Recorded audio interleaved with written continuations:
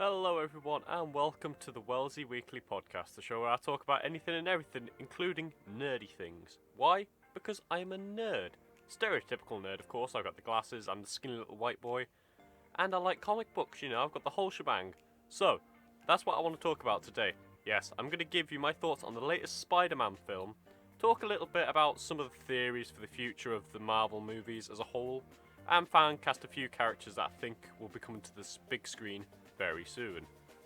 Now, spoiler warning for Spider-Man Far From Home. If you have not seen the film, I suggest you go watch it and then come back, because I'm going to be talking about things in the film that are awesome yet shocking, and I wouldn't want to spoil it for anyone, because I've had things spoiled for me in the past, like Star Wars, and it's not fun. So, you've been warned.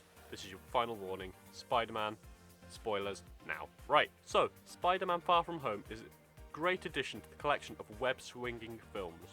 It has funny moments throughout, the action's awesome, and the way the villain's story has happened makes sense in relation to the universe as a whole, I guess.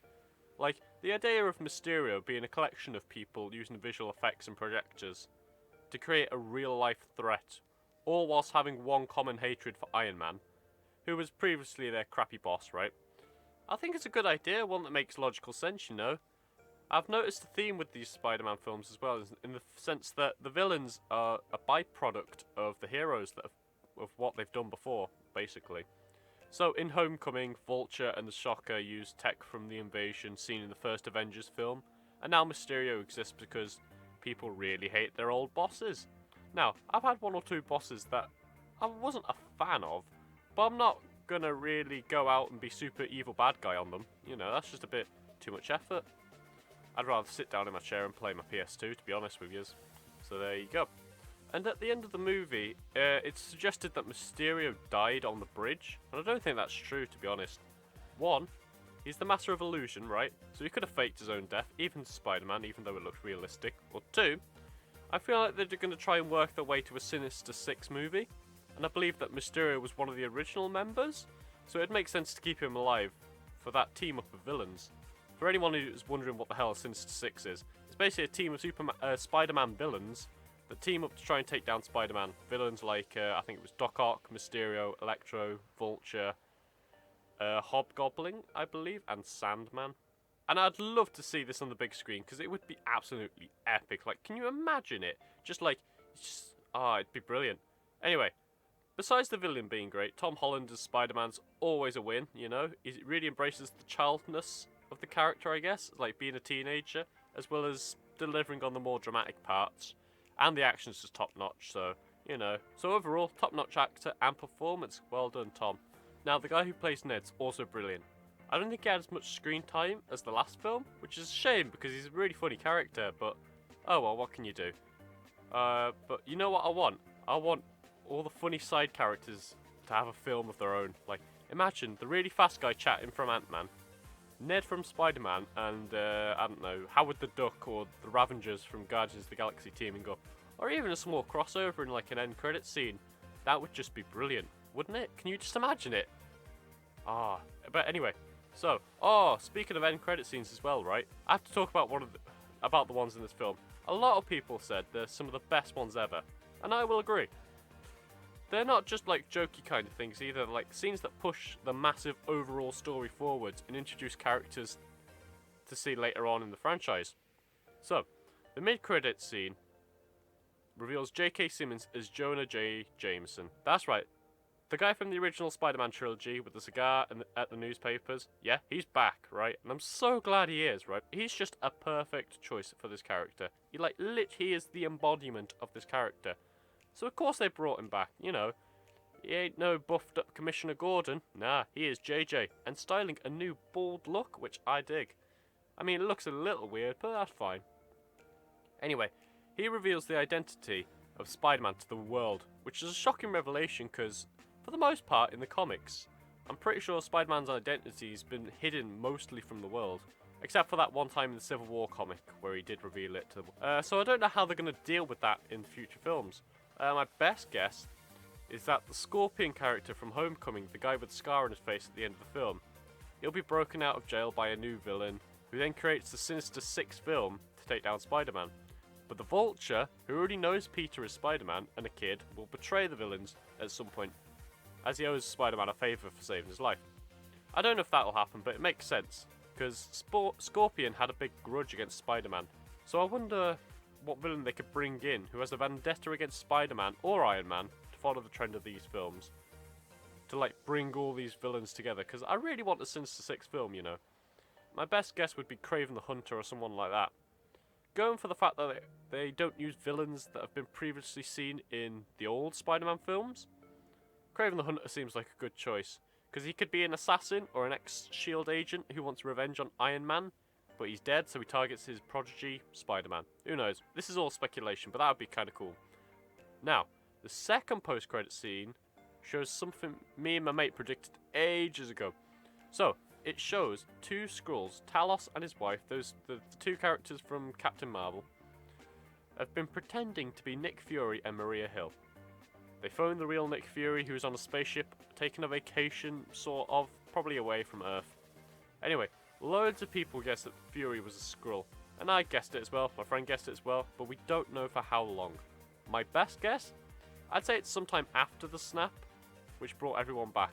My reason for that, if you're getting dusted away, the Talos character, the Skrull, might be panicking and revert back to his normal self. Or, if he was fading away, there was no indication that he was a Skrull.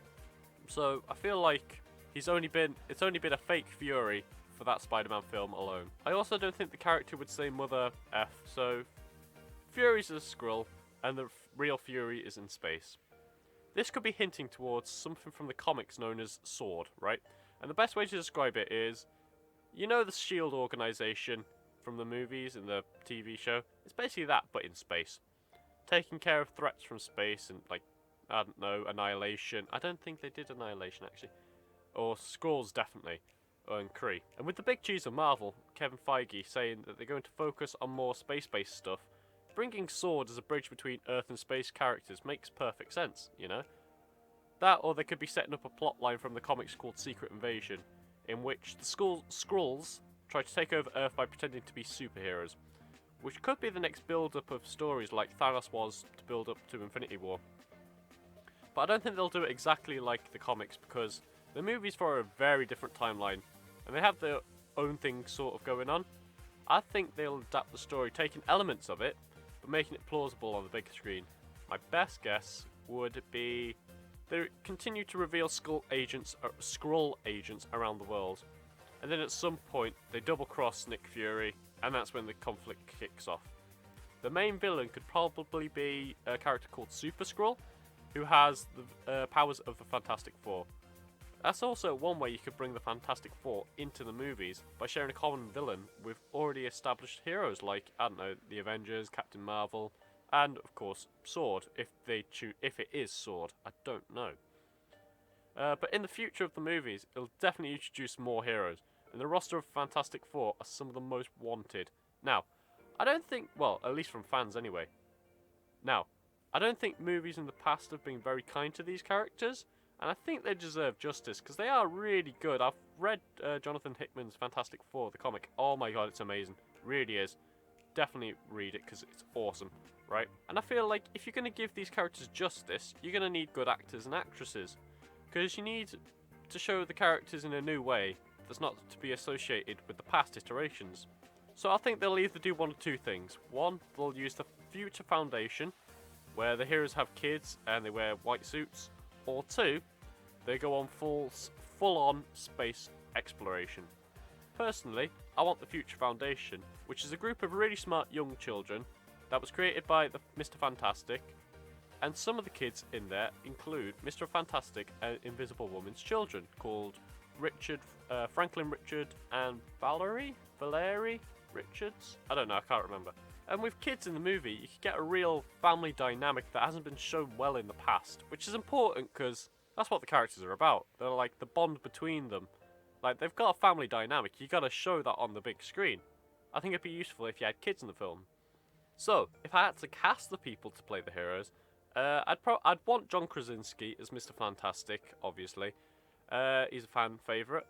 For Invisible Woman, I'm not sure. I want to say Emily Blunt, but everybody says Emily Blunt. Maybe Naomi Watts. I haven't seen her in much, but I think she could pull off the drama to the character as well as that mothering side of her. Don't know. For the Human Torch, I think you need someone who's a bit younger than the rest of the cast, but also a role model to younger heroes like Spider-Man. Because in the comics, Spider-Man and the Human Torch are really good friends. So if you had like that dynamics like big brother, little brother, that could work. So maybe somebody with a cheeky attitude, but was on the front line to protect his family. That sort of feel for the character.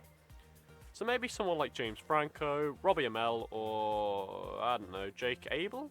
I really don't know for this one, to be honest with you. And for the thing, like the big orange rock thing, it could be anyone, because the character's going to be CGI probably. So you could probably go for somebody with the body build and a similar face. So maybe David Harbour could be a good choice for that. Yeah, that seems alright. Or, if they went for realistic effects, they should probably go with a wrestler turned actor, because they'll have the body. Like David Bautista in Guardians of the Galaxy, they'd have like the body build, and it could work.